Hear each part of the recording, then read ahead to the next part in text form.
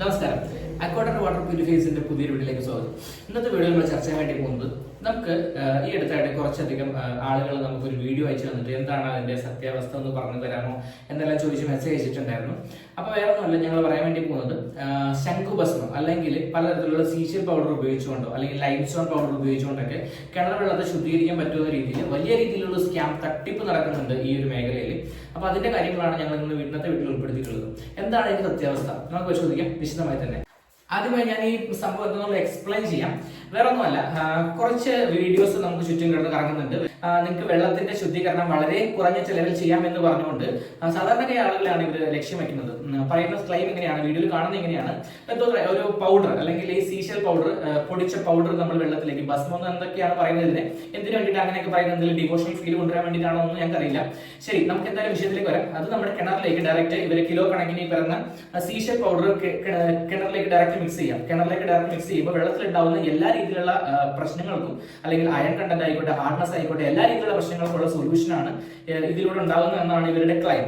Okay, ഇവർ പറയുന്നത് ഈ വെള്ളത്തിലെ pH ഇൻക്രീസ് ചെയ്യാനായിട്ട് ഈ ഒരു ഭസ്മം ഇടുന്നതിലൂടെ പറ്റും, അല്ലെങ്കിൽ ഈ ഒരു പൊടി കലക്കുന്നതിലൂടെ പറ്റും.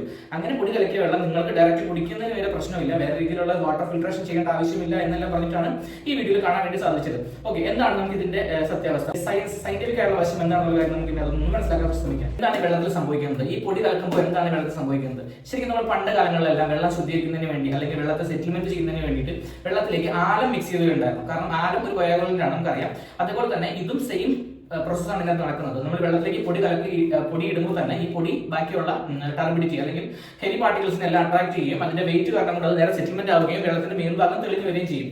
ഈ ഒരു പ്രോസസ്സാണ് ഈ വെള്ളത്തിലൂടെ സംഭവിച്ചുകൊണ്ടിരിക്കുന്നത്. ഓക്കെ, ഈ വെള്ളത്തിൽ സംഭവിക്കുന്നത്. ഓക്കെ, അപ്പൊ അതുകൊണ്ട് തന്നെ ആളുകൾ വിചാരിക്കും വെള്ളത്തിലുണ്ടാകുന്ന എല്ലാ പ്രശ്നങ്ങളും മാറി. രണ്ടാമതായി ഇതിനകത്ത് എടുത്തു പറയേണ്ട ഒരു കാര്യം എന്ന് വെച്ചാൽ വെള്ളത്തിന്റെ pH ലെവലിനെ ഇത് സ്വാധീനിക്കും എന്നുള്ളതാണ്. ഇവരുടെ ഇടയ്ക്കിടയ്ക്ക് നമ്മൾ ഈ വീഡിയോയിൽ പറയുന്ന, അവർ ഇടയ്ക്കിടയ്ക്ക് വീണ്ടും റിപ്പീറ്റ് ചെയ്ത് പറയുന്ന ഒരു കാര്യമാണ്, ഇവരുടെ ഈ ഒരു വെള്ളത്തിലിടുന്ന ഈ പൊടി ഇതിലിടുന്നത് മൂലം വെള്ളത്തിലിടുന്ന pH മാറ്റം വരും. ശരിയാണ്, ഇവരിടുന്ന ഈ വെള്ളത്തിലിടുന്ന കാര്യം വളരെ ഇമ്പോർട്ടന്റ് ആണ്. ഇവർ വെള്ളത്തിലേക്ക് പൊടി കലക്കുന്നത് അല്ലെങ്കിൽ ഈ കക്ക പൗഡർ ഇടുന്നു. കക്ക നമുക്കറിയാം കാൽഷ്യമാണ്. കാൽഷ്യം വെള്ളത്തിലേക്ക് കൂടുതലായി ഇടുന്ന സമയത്ത് വെള്ളത്തിൽ ഉണ്ടാകുന്ന pH വേരിയേഷൻ വരും. ഓക്കെ, pH കൂടുന്നു. അതാണ് ഇവർ പറയുന്നത്. pH കൂടുന്നതിലൂടെ വെള്ളം ആൽക്കലൈൻ സ്വഭാവത്തിലേക്ക് എത്തുകയും ആ ആൽക്കലൈൻ വെള്ളം നമ്മൾ കുടിക്കുമ്പോൾ നമ്മുടെ ഹെൽത്തിൽ ഏറ്റവും ബെനിഫിറ്റ് ആണ് ആൽക്കലൈൻ വെള്ളം കുടിക്കുന്നത് എന്നുള്ളതാണ്.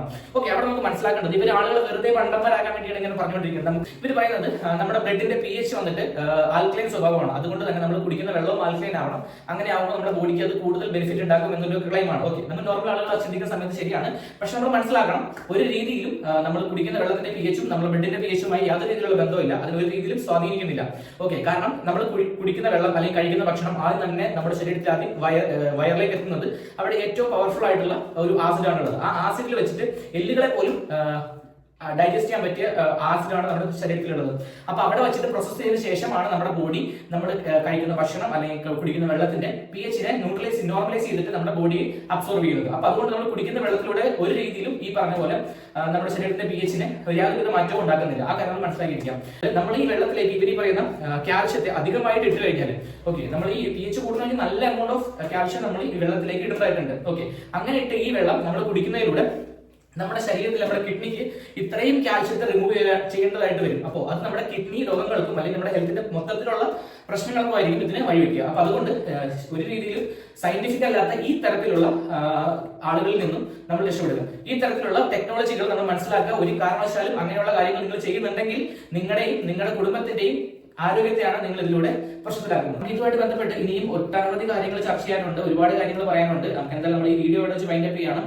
ഇതിന്റെ കൂടുതൽ കാര്യങ്ങൾ അറിയണമെന്ന് ആഗ്രഹമുണ്ടെങ്കിൽ ഉറപ്പായിട്ട് നിങ്ങൾ ഈ വീഡിയോയ്ക്ക് കമന്റ് ചെയ്യുക. ഉറപ്പായിട്ട് നമ്മൾ ഇതിന്റെ കൂടുതൽ എക്സ്പ്ലനേഷൻ വീഡിയോ ആയിട്ട് വരുന്നതായിരിക്കും. Thank you.